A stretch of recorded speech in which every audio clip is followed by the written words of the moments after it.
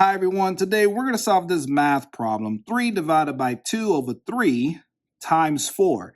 If you have not subscribed to the channel, please subscribe to the channel to support, and let's begin solving this problem. Now, some people will start with 3 divided by 2 over 3, and that is correct, because thinking of PEMDAS, it does tell us to read from left to right when looking at two operations that are on the same level, like multiplication and division.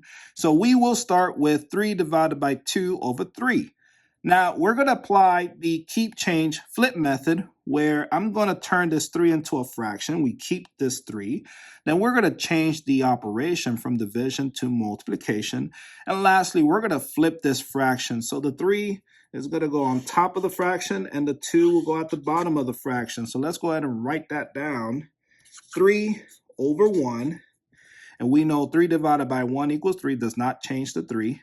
Then we change the division symbol to multiplication.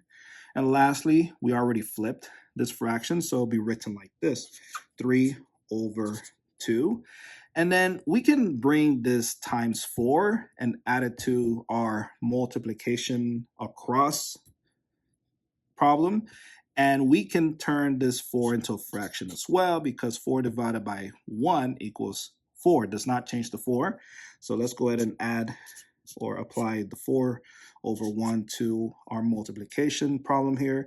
And all we have to do is multiply across. So 3 times 3 is 9, times 4 is 36, over 1 times 2 is 2, times 1 is 2. And now we have a fractional answer, or an improper fraction, 36 over 2.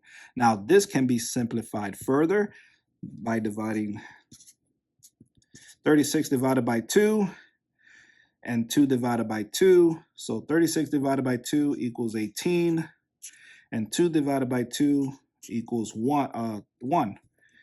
And now that is your answer, 18 over 1. Or you can just say 18.